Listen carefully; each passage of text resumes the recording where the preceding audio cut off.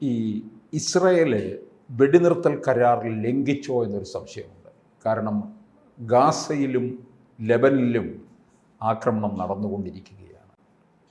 ഇതിപ്പോൾ നമുക്ക് തോന്നുന്നത് ഒരുപക്ഷെ ട്രംപ് വന്നതിന് ശേഷം ഇസ്രായേലിൻ്റെ ശക്തി ഒന്നുകൂടങ്ങ് മാറി എന്നൊരു സംശയം അല്ലേ? സാർ, ഒരു തോന്നൽ എന്നാണ് പറഞ്ഞത്. അത് തോന്നലൊന്നുമല്ല, അത് യാഥാർത്ഥ്യമാണ്. വെടിനിർത്തൽ എന്ന് പറഞ്ഞത് ഒരു 2 step forward and 1 step back ഒരു തന്ത്രമാണ്. വെടിനിർത്തൽ എന്ന് പറയുന്ന യുദ്ധത്തിൻ്റെ ഒരു പ്രധാന തന്ത്രങ്ങളിൽ ഒന്നാണ് വെടിനിർത്തൽ. ഒരു ടാക്റ്റിക്കൽ വിഡ്രോവൽ, ഒരു മെല്ലപ്പോക്ക്. ആ മെല്ലപ്പോക്ക് ആവശ്യമാണ്. ഇസ്രായേലിൻ്റെ ആയുധപ്പുരകൾ നിറയ്ക്കുക, ഈ ഭടന്മാരുടെ ആത്മവിശ്വാസം, ആത്മവീര്യം, മൊറാൽ നഷ്ടപ്പെടാതെ കാത്തു സൂക്ഷിക്കുക, അവർക്ക് തിരിച്ച് വീട്ടിലൊന്ന് വന്ന് ഭവനവുമായിട്ട് സമാഗമത്തിനുള്ള, അല്ല എങ്കിൽ മാസങ്ങളോളം വർഷങ്ങളോളം ഈ ബാറ്റിൽ ഫീൽഡിലാണെങ്കിൽ അവരുടെ മൊറാൽ ഹൈ ആയിട്ട് നിർത്താൻ ബുദ്ധിമുട്ട് വരും. ഇതൊക്കെയാണ് ഇസ്രായേലിൻ്റെ ഒരു ടാക്ടിക്സായി ഇപ്പോൾ നമുക്ക് കാണേണ്ടത്. കാരണം ഗാസയ്ക്ക് അൺഅക്സെപ്റ്റബിൾ ഡാമേജ് ഇസ്രായേൽ വരുത്തി 1.25 വർഷത്തെ യുദ്ധത്തിൽ. 1.25 വർഷത്തിന് ശേഷം സമാധാനം വന്നു എന്നൊരു തോന്നലുണ്ടായി. 3 ഘട്ടത്തിലുള്ള വെടിനിർത്തൽ. ആദ്യ ഘട്ടത്തിലുള്ള വെടിനിർത്തലിലൂടെ ബന്ദി കൈമാറ്റത്തിൻ്റെ ഒരു ഭാഗം, ജീവിച്ചിരിക്കുന്ന ബന്ദികളിൽ 33 പേരെ കൈമാറി, 5 ശവശരീരങ്ങളും കൈമാറി. ഇനി അധികം പേര് ജീവിച്ചിരിപ്പില്ല എന്ന ഇസ്രായേലിൻ്റെ ഒരു ചിന്ത. അതുകൊണ്ട് ഇനി ഒന്നും നോക്കേണ്ടതില്ല. ഇസ്രായേലിൻ്റെ ഒറിജിനൽ ലക്ഷ്യമായ ഹമാസിനെ പൂർണ്ണമായി തകർക്കുക, ആ ലക്ഷ്യത്തിലേക്ക് പുരികയാണ്. അതുകൊണ്ടാണ് ഏകപക്ഷീയമായി ഇസ്രായേൽ വെടിനിർത്തൽ ലംഘിച്ചുകൊണ്ട് ഗാസയ്ക്ക് മേൽ തീമഴ ചൊരിയിച്ചത്. അതുകൊണ്ടാണ്. അപ്പോൾ നമ്മൾ വിചാരിച്ചു ഗാസയിലേക്ക് മാത്രമാണ് ആക്രമണം നീളുന്നത്. നേരത്തെ തന്നെ കഴിഞ്ഞ 3 മാസമായി സന്ധി ചെയ്തിരുന്ന ഹമാസും മറ്റേ ലെബനനിലെ ഹിസ്ബുള്ളയുമായി ഇനി ഒരു വാർ ഓപ്പൺ ചെയ്യില്ല എന്നായിരുന്നു നമ്മുടെ പ്രതീക്ഷ. പക്ഷേ അതും അട്ടിമറിച്ചുകൊണ്ട് കഴിഞ്ഞ ദിവസം ഈ ലെബനൻ്റെ മണ്ണിൽ നിന്നും, സതേൺ ലെബനിൽ നിന്നും ഇസ്രായേലിന് നേരെ ഏതാനും റോക്കറ്റുകൾ, ചെറുകിട റോക്കറ്റുകൾ പതിച്ചു എന്ന കാരണം ചൂണ്ടിക്കാട്ടിക്കൊണ്ട് അതിഭീമമായ ആക്രമണം ലെബനീസ് കേന്ദ്രങ്ങൾക്കെതിരെ, ഹിസ്ബുള്ള കേന്ദ്രങ്ങൾക്ക് നേരെ അഴിച്ചുവിടുന്ന ഇസ്രായേലിനെ കാണുന്നു. അതുകൊണ്ട് ഇസ്രായേലിനെ സംബന്ധിച്ചിടത്തോളം വെടിനിർത്തൽ എന്നത് ഊർജ്ജ സമാഹരണത്തിൻ്റെ ഒരു ഭാഗമായി ഇപ്പോൾ മാറി ചിന്തിച്ച് കാണേണ്ടതുണ്ട് എന്നാണ് എൻ്റെ ഒരു. അപ്പോൾ എല്ലാ യുദ്ധത്തിലും വെടിനിർത്തൽ ഇങ്ങനെ തന്നെ ആയിരിക്കും അല്ലേ?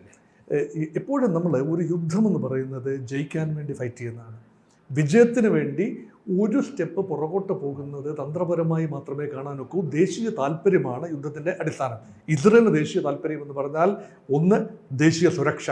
ഇസ്രായേലിൻ്റെ ജനതയ്ക്ക് ലെബനൻ്റെ ഹിസ്ബുള്ളയുടെ ഭാഗത്തു നിന്നും പിന്നെ ഹമാസിൻ്റെ ഭാഗത്തു നിന്നും, അതായത് പലസ്തീനിയൻ ജനതയുടെ ഭാഗമായ ഗാസയിലെ ഹമാസിൽ നിന്നും, അതുപോലെ ഇറാൻ ഫണ്ട് ചെയ്യുന്ന ഹൂതികളിൽ നിന്നും, ഇറാൻ തന്നെ പിന്തുണയുള്ള ഷിയ ഗ്രൂപ്പുകളിൽ നിന്നും, സിറിയയിൽ നിന്നും, അതുപോലെ ഇറാഖിൽ നിന്നുമൊക്കെയുള്ള ഭീഷണി സുരക്ഷാ ഭീഷണിയാണ്. National security issue.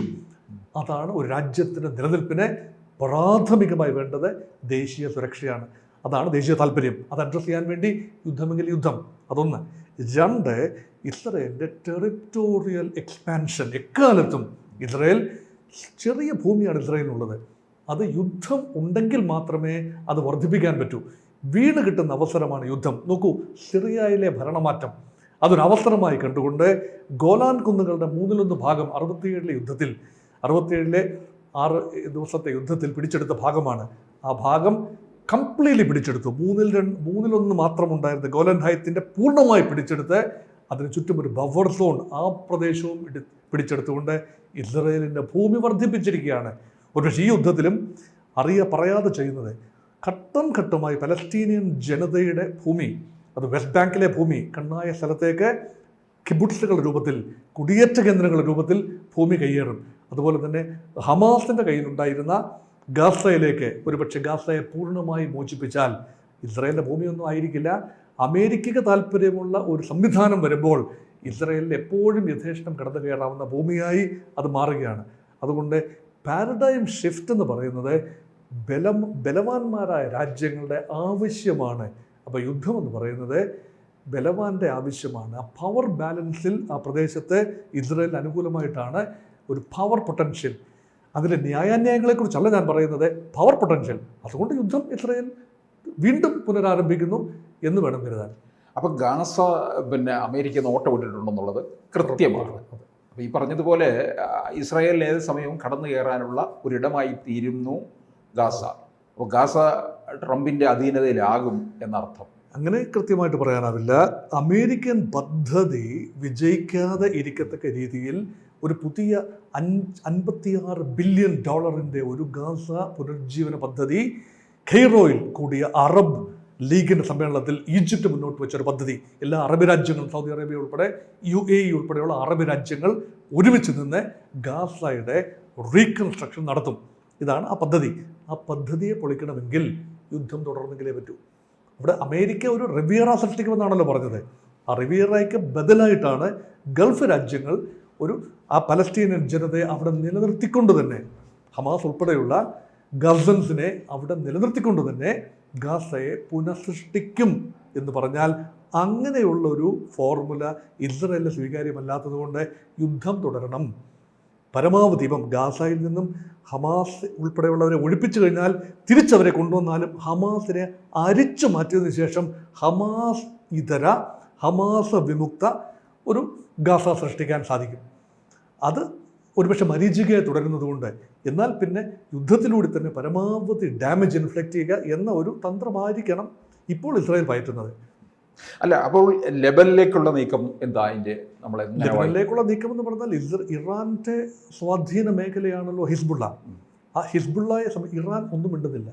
ഇറാന്റെ ഭാഗത്ത് നിന്ന് കഴിഞ്ഞ ഏതാനും മാസങ്ങളായി കാര്യമായ ഒരു മിസൈൽ ആക്രമണമോ കാര്യമായ പ്രസ്താവനകളോ, ദുർബലമായ പ്രസ്താവനകൾ വരുന്നു എന്നല്ലാതെ, പക്ഷേ ഇറാനെ വില കുറച്ച് കാണാനുമാവില്ല. ഇറാൻ്റെ ന്യൂക്ലിയർ പൊട്ടൻഷ്യൽ ഉപയോഗക്ഷമമാകുന്നില്ല എന്ന് ഉറപ്പ് വരുത്തുന്ന തിരക്കിലാണ് അമേരിക്കയും ഇസ്രയേലും. അതുകൊണ്ട് ഇറാൻ നന്നായിട്ട് അറിയാം, ഇപ്പോൾ ഒരു പരിധിയിൽ കൂടുതൽ ഇറാൻ രംഗത്ത് വന്നാൽ ഒരുപക്ഷെ ഇറാൻ്റെ ആണവ നിലയങ്ങൾക്ക് നേരെ സംയുക്ത ഇസ്രയേൽ അമേരിക്ക ആക്രമണം ഉണ്ടായേക്കാം. അതുകൊണ്ട് അവർ അക്കാര്യത്തിൽ സംയമനം പാലിക്കുന്നു. പക്ഷേ അവരുടെ പ്രോക്സീസിനെ പൂർണ്ണമായി ഒതുക്കാൻ ഈ അവസരം ഉപയോഗിച്ചുകൊണ്ട് ഇറാനിയൻ പ്രോക്സികളെ പൂർണ്ണമായി അമർച്ച ചെയ്യാൻ വേണ്ടിയുള്ള ഇസ്രയേലിൻ്റെ ശ്രമമായി വേണം ഈ ഹിസ്ബുള്ളയ്ക്കെതിരെയുള്ള ഇപ്പോഴത്തെ പോരാട്ടത്തെ കാണാൻ. അപ്പോൾ അതുപോലെ തന്നെ ഹിസ്ബുള്ളയെ വളരെ തകർക്കാൻ വേണ്ടിയിട്ടുള്ള ഒരു നീക്കം എന്ന് പറയുന്നത് ഈ സൗദിയുടെ എല്ലാ തരത്തിലുള്ള, സൗദിക്ക് വേണ്ട തരത്തിലുള്ള സഹായമൊക്കെ കൊടുക്കുകയും ചെയ്യുന്നുണ്ട് അമേരിക്ക എന്നുള്ളതാണ്. അപ്പോൾ ഇതിൽ നമുക്ക് മനസ്സിലാകേണ്ട ഒരു ഇസ്ലാമിക വിരുദ്ധ യുദ്ധമല്ല എന്നുകൂടി. ഒരിക്കലും ഇസ്ലാമിക വിരുദ്ധ യുദ്ധമല്ല. ഇസ്ലാമിന് ഇതിനകത്ത് പ്രത്യേകിച്ച് പ്രാധാന്യമൊന്നുമില്ല. അതൊരു നറേറ്റീവ് കൊടുക്കുകയാണ്. സൗദി അറേബ്യ ഇസ്ലാമിക രാജ്യമാണ്, സുന്നി രാജ്യമാണ്. അവിടെ വഹാബിസം ഉൾപ്പെടെ ഉള്ള കാര്യങ്ങൾ സജീവമാണ്. പക്ഷേ സൗദി അറേബ്യയുടെ ഏറ്റവും ചങ്ങാത്തമുള്ള രാജ്യം അമേരിക്കയാണ്, മറ്റു രാജ്യങ്ങളൊന്നുമല്ല. സൗദി അറേബ്യയും ഇസ്രായേലുമായി യാതൊരു ശത്രുതയിലുമില്ല. ഒരു രീതിയിലും ഇസ്രായേൽ സൗദി അറേബ്യയെ ആക്രമിക്കുകയുമില്ല. അതുകൊണ്ട് സൗദി അറേബ്യയുടെ താല്പര്യം സംരക്ഷിക്കാൻ ഏറ്റവും നല്ലത് അമേരിക്കയുടെ ഒരു സുരക്ഷാ കവചം സൗദിക്ക് ആവശ്യമുണ്ട്. അതിൻ്റെ ഭാഗമാണ് ഇസ്രായേലും. ഈജിപ്തിന് അങ്ങനെ തന്നെയാണ്. വലിയ തോതിലുള്ള അമേരിക്കൻ സഹായം ഈജിപ്തിന് ലഭിക്കുന്നത്. അപ്പോൾ ഈജിപ്തിനെയും സൗദിയെയും UAE പോലെയുള്ള പ്രമുഖ അറബ് ഇസ്ലാമിക രാജ്യങ്ങൾ, ആ രാജ്യങ്ങളൊന്നും തന്നെ പുറമേ പറയുമ്പോൾ അവർ പാലസ്തീനിയൻസിന് അനുകൂലമായി കാര്യങ്ങൾ പറഞ്ഞു വെക്കും. പക്ഷേ കാര്യം വരുമ്പോൾ അമേരിക്കൻ സ്കീമിനെ അട്ടിമറിക്കുന്ന ഇസ്രായേലിൻ്റെ താല്പര്യങ്ങൾക്ക് കടകവിരുദ്ധമായ ഒന്നും തന്നെ അവർ ചെയ്യില്ല. ചിലപ്പോൾ ഇസ്രായേലിനെ കഠിനമായി വിമർശിച്ചു എന്നിരിക്കാം.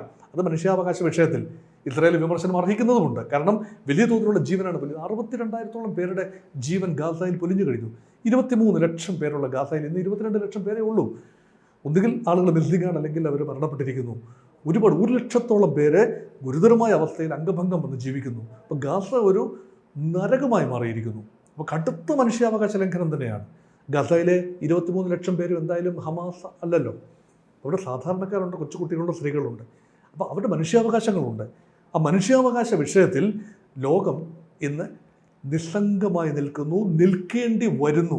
അതിനൊരു കാരണം ഈ അറബി രാജ്യങ്ങൾ തന്നെയാണ്. അറബ് രാജ്യങ്ങളാണ് പലസ്തീനിയൻസിന് വലിയ പ്രതീക്ഷ കൊടുത്തത്. അല്ല എങ്കിൽ എത്രയോ മുമ്പ് തന്നെ ഓസ്ലോ കരാർ അനുസരിച്ച് അവർക്കൊരു രാജ്യം സാധ്യമാകുമായിരുന്നു. അന്ന് അവർ യുദ്ധം ചെയ്യാനാണ് സമയം ചെലവഴിച്ചത്. ഇന്ന് ആരോരുമില്ലാതെ ഞങ്ങളുടെ രാജ്യത്തേക്ക് നിങ്ങൾക്ക് പ്രവേശനമില്ല. ട്രംപിൻ്റെ പ്ലാൻ അനുസരിച്ച് ഈജിപ്തിലേക്ക് കുറേ പേര്, ജോർദാനിലേക്ക് കുറേ പേർ, ഞങ്ങൾക്ക് അവരെ പ്രവേശിപ്പിക്കാൻ സാധ്യമല്ല. എന്നാൽ ഞങ്ങളുടെ പദ്ധതി മുന്നോട്ട് കൊണ്ടുപോകാൻ അതിനും കഴിയുന്നില്ല. ആഫ്രിക്ക പറയുന്നുണ്ട്, ഇപ്പോഴും ആഫ്രിക്ക പറയുന്നുണ്ട്, 2-3 രാജ്യങ്ങൾ പറയുന്നുണ്ട്. അതിൻ്റെ പേരുകൾ ഇങ്ങനെ ഫ്ലോട്ട് ചെയ്തു. അവരിപ്പം ഔപചാരികമായി പറഞ്ഞിട്ടില്ല. പക്ഷേ കോരന് കഞ്ഞി ഇപ്പോഴും കുമ്പിളിൽ തന്നെ. പാലസ്തീനിയൻസിൻ്റെ സ്വാതന്ത്ര്യമോഹം, സ്വാതന്ത്ര്യം പോകട്ടെ, ജീവിക്കാനുള്ള മോഹം പോലും മരീചികയായി നിൽക്കുന്നു. കഷ്ടമാണ്. കൂടുതൽ വാർത്തകളും വിശേഷങ്ങളും നിങ്ങളിലേക്ക് എത്താൻ ABC മലയാളം സബ്സ്ക്രൈബ് ചെയ്യുക, ബെൽബട്ടനും അമർത്തുക.